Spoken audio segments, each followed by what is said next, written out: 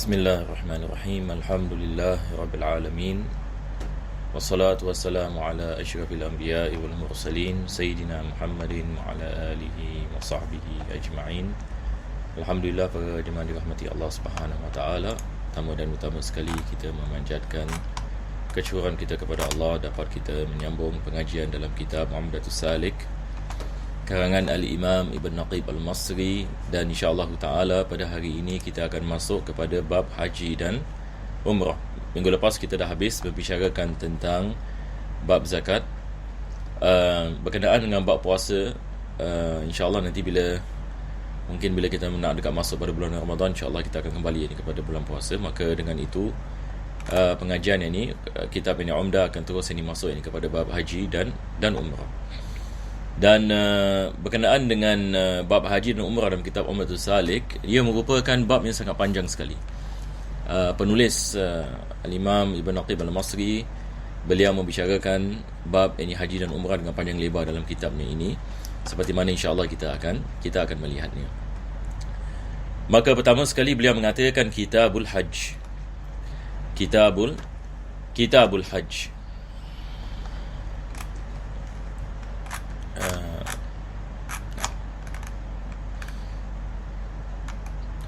Ini adalah berkenaan ini dengan bab haji. Haji ini dalam segi bahasa dia adalah al-qasd.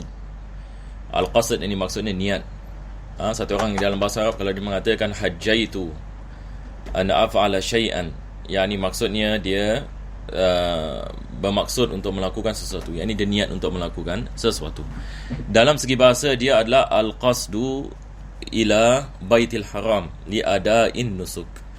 Dalam segi syarak dia adalah yakni niat untuk pergi ke tanah haram untuk melakukan hukum ahkam ataupun ibadat yakni haji.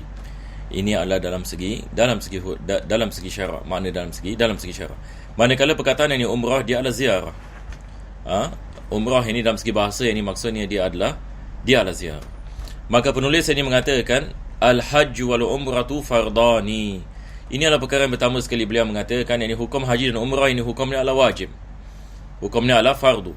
Hukumnya adalah fardu. Nanti insya-Allah kita akan lihat dalam bab haji ini, kita dalam mazhab Al-Imam Syafi'i kita membezakan di antara fardu dengan kita membezakan di antara wajib dengan rukun. Kita membicarakan wajib dengan rukun. Jadi bila kita mengatakan haji dan umrah di sini adalah wajib, ini ia berbeza sedikit. Ini maksudnya dia adalah fardu. Diwajibkan bagi tiap-tiap orang Islam dengan syarat-syarat yang seperti mana insya-Allah ini beliau akan menyebutnya. Jadi kedua-duanya adalah wajib bagi setiap orang Muslim. Dan ini berdasarkan dengan ayat ini Al-Quranul Karim.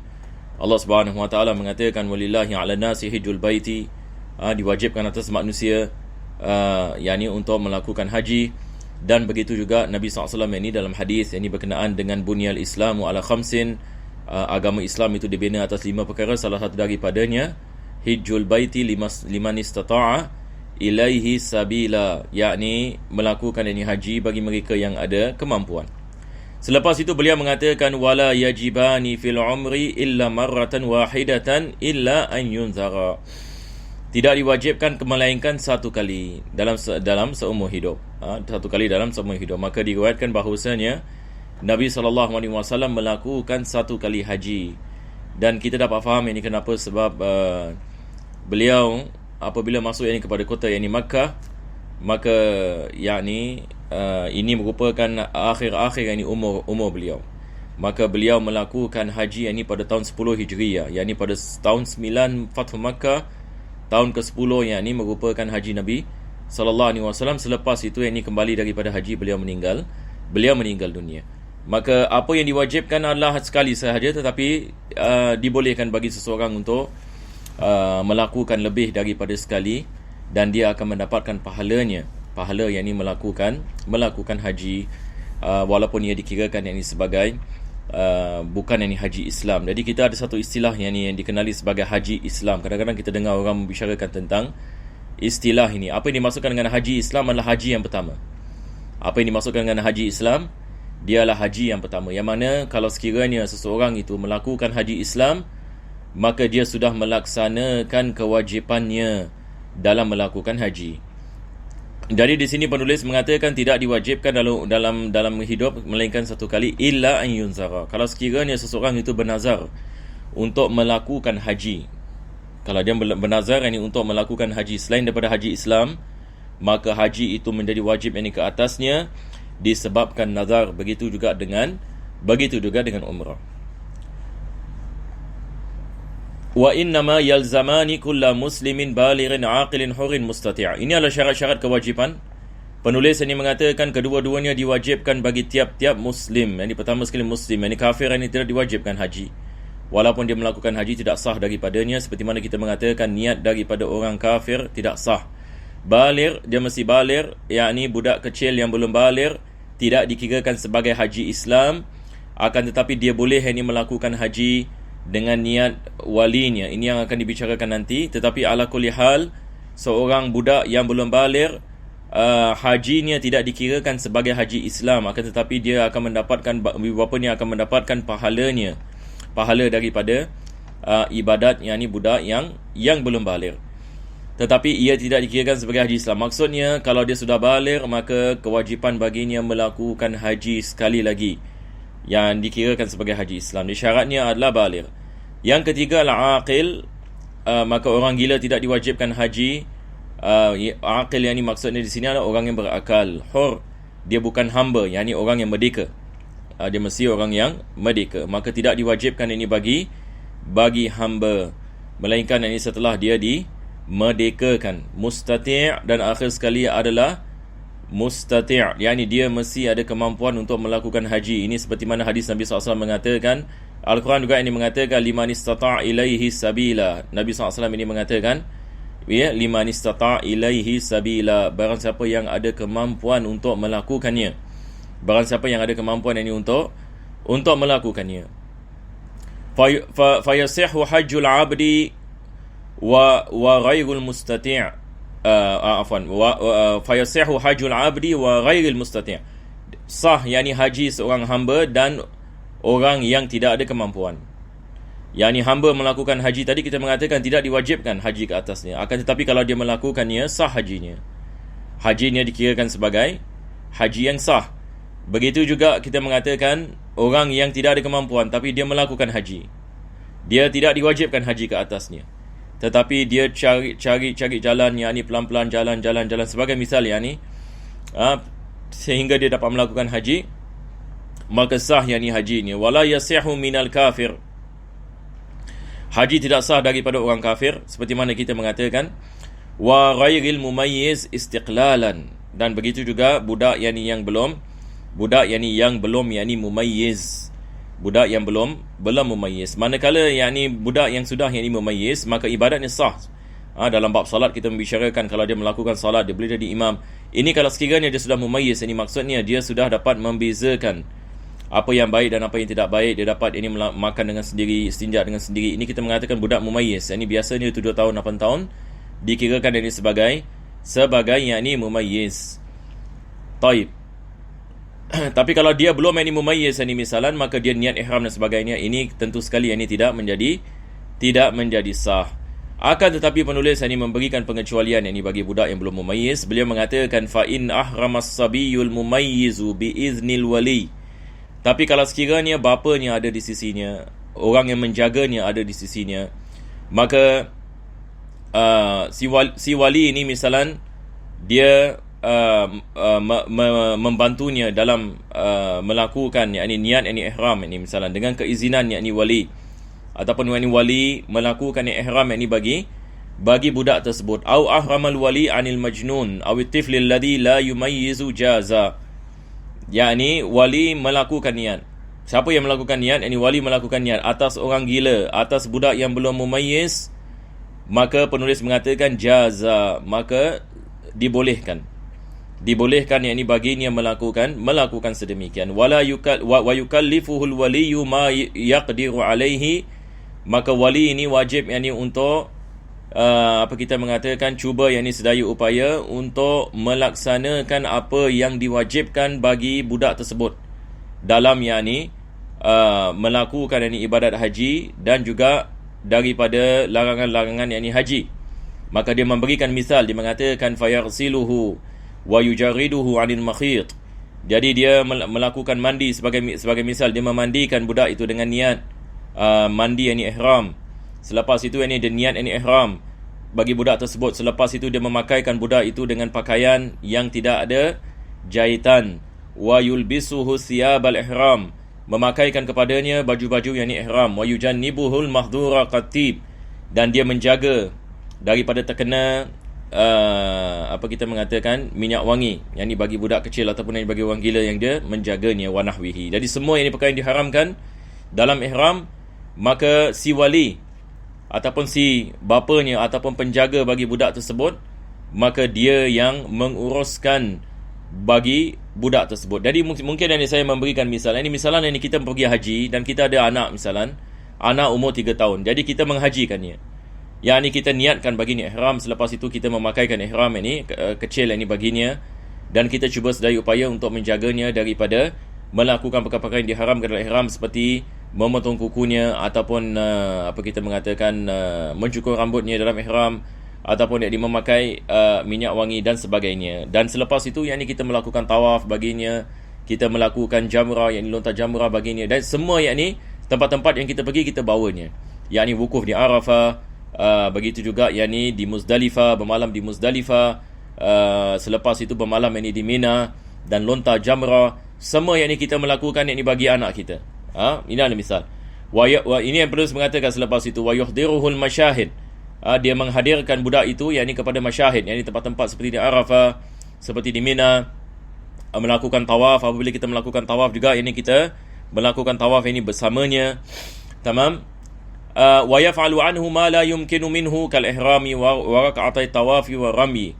Jadi kita melakukan tawaf ini baginya, kita melakukan ihram ini baginya, kita melakukan yakni solat ini 2 rakaat baginya, yakni solat ini 2 rakaat ini bagi sunat ini tawaf. Jadi kita melakukan dan kita melakukan niat ini bagi yang ni kanak tersebut. Jadi kesemuanya hukum yang dilaksanakan dalam haji, kita melakukan yang ini baginya, maka ini dibolehkan. Ini berdasarkan dengan hadis Nabi SAW. Ini seorang wanita datang kepada Nabi dan menanyakan kepada Nabi SAW, ali hadha hajj, dia mengangkat ini anak ni yang kecil. Dia mengatakan, ya Rasulullah, anak aku yang kecil ini adakah dibolehkan baginya haji? Maka Nabi SAW yakni membenarkannya. Maka dengan itu ulama-ulama kita mengatakan dibolehkan yakni kita menghajikan yakni budak. Ini maksudnya di sini adalah kita melaksanakan apa yang dia tidak mampu yakni melaksanakan. Tetapi sekali lagi, ini tidak dikirakan sebagai haji Islam, seperti mana saya mengatakan tadi. Apabila budak ini sudah baligh, maka dia nak kena melakukan haji dengan sendirinya. Itu yang kita maksudkan tadi, yang diwajibkan. Taib. Selepas itu penulis ini mengatakan daripada syarat ini kewajipan haji dia adalah al-istita'ah. Al-istita'ah, yakni dia ada kemampuan yakni untuk melakukan haji. Jadi sebelum kita membicarakan apa yang disebutkan oleh penulis, kita lihat kepada keadaan kita hari ini. Bismillah. Kita lihat kepada keadaan kita hari ini. Kita nak pergi haji ini misalnya zaman sekarang berbeza dengan zaman dahulu, ya. Jadi penulis Ibn Naqib Al-Masri, beliau membicarakan keadaan pada zamannya, yang ini sangat berbeza dengan apa yang kita membicarakan ini pada hari ini. Beliau pada zaman beliau, manusia masih menggunakan binatang tunggangan apabila nak melakukan haji daripada Mesir yang ini ke Makkah.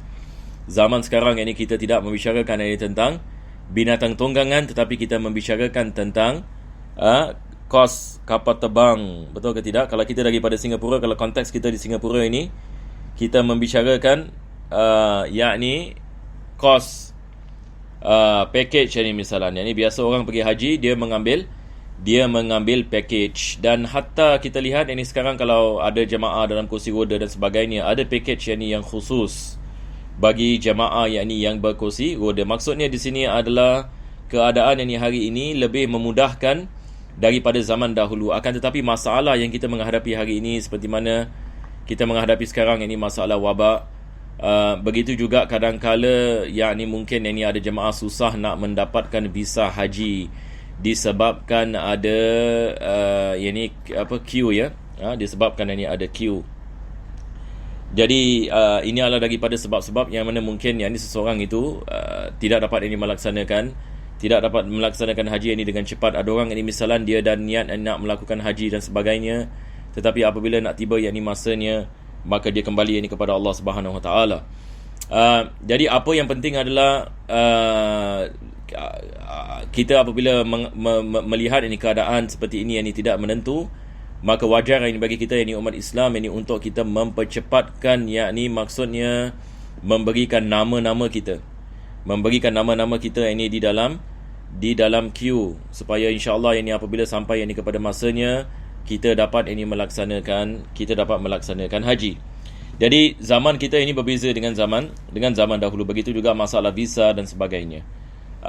Jadi hari ini bila kita membicarakan satu orang itu ada kemampuan untuk melakukan haji, maka faktor-faktor ini semua yang ini dia ambil kira. Yang ni sama ada dia dapat ini dia punya giliran untuk melakukan haji. Perkara yang kedua berkenaan dengan masalah visa. Begitu juga yang ni dengan kos yang ni pergi haji yang ni biasanya Singapura, kalau seseorang itu ikut ini kepada package ini misalnya, ini mungkin wallahu alam saya rasa 10,000. Kalau seseorang nak pergi sendiri pun yang ni boleh yang ni dia melakukan sedemikian kalau dia mendapatkan visa haji. Dan dia boleh misalnya ni membayar ini duit tiketnya sendiri dan sebagainya. Jadi yang penting adalah dia ada kemampuan dalam segi kewangan, dalam segi kesihatan. Dia dapat melaksanakan haji. Jadi ini adalah sikit lebih kurang apa yang kita bicarakan pada zaman kita. Yang penting adalah yakni kewangan bagi kos yakni haji tersebut. Sebab selain daripada itu, kenderaan yang kita naik seperti kapal terbang dan sebagainya, yakni kesemuanya masya-Allah yakni dengan mudah sekali. Hatta orang yang tidak boleh berjalan di atas kursi roda pun yakni tidak ada masalah untuk menaiki kapal terbang dan untuk melakukan haji. Berbeza dengan zaman dahulu. Zaman dahulu kalau satu orang itu dia tidak dapat berjalan, dia tidak dapat misalan naik yakni atas unta dan sebagainya, maka tidak diwajibkan yakni ke atas yakni melakukan haji, melainkan yakni ada orang dapat menemani. Ini seperti mana yang akan disebutkan yakni oleh penulis nanti. Maka beliau mengatakan wal mustati'u isnan, orang yang mampu, ada kemampuan ini dia terbagi kepada dua bahagian. Pertama sekali mustati'un bi nafsihi, yang kedua adalah mustati'un bi ghairihi. Dia ada kemampuan bagi dirinya dan dia ada kemampuan untuk yakni membayar orang lain yakni untuk menghajikannya. Kalau sekiranya dia sendiri tidak ada kemampuan untuk melakukan haji, maka yang pertama penulis mengatakan wa ammal awwalu mustati'un bi nafsihi, dia ada kemampuan ini dengan dirinya. Fahuwa an yakuna sahihan wajidan lizzadi wal ma'i bi thamani mislihi fil mawadi'i allati jaratil 'adatu bi kaunihi fiha. Yani satu orang itu misalnya dia ada kesihatan dan dia ada zat dengan dia ada ongkos untuk melakukan haji, dan begitu juga air. Ini seperti mana zaman dahulu apabila mereka nak keluar musafir, maka mereka membawa air yang ini bersama mereka. Zaman sekarang ini kita tidak membicarakan ini perkara ini berkenaan dengan air. Tidak ada orang yang dibawa air, betul ke tidak? Yang ini segala-galanya masya-Allah, ini semua dalam kapal terbang, ini semua disiapkan. Jadi di sini penulis ini mengatakan kos pemergian, kalau sekiranya badannya sihat, dia ada kemampuan untuk pergi dan dia ada wang, harta untuk dia pergi ini kepada haji, dan kos tersebut bisamani mislihi, dia tidak terlalu tinggi dan dia merupakan kos yang wajar pada waktu tersebut. Berbeza kalau sekiranya dinaikkan harga, yakni misalan dinaikkan yakni harga sesuatu apa kita mengatakan untuk ini pergi ini ke haji dan sebagainya yang lebih daripada semisalnya, maka ini tidak diwajibkan. Dari dia mengatakan allati jaratil aada bi kaunihi fiha, ini balik ini kepada keadaan yang mana seseorang itu berada di dalamnya. Wa rahilatin tasluhu limislihi, dan dia mendapati kenderaan yang sesuai yakni baginya. In kana min Makkah ala masafatil qasr, kalau sekiranya dia berada yakni di Makkah lebih yakni daripada masafatul qasr, maka kita lihat ini kepada kenderaan, kalau dia ada kenderaan. Wa in ataqal masya, walaupun yang dia mampu untuk berjalan, tetapi tidak diwajibkan kalau sekiranya rumahnya lebih jauh ini daripada Makkah, masafatul qasr ini sekali lebih kurang 90 km. Wa kadha dunahu illam yutiqhu, dan begitu juga yakni kalau rumahnya misalan kurang daripada masafatul qasr tetapi dia tidak mampu sampai kepada Makkah, melainkan dengan kenderaan, maka adanya kenderaan itu adalah syarat ini bagi kewajipan haji baginya.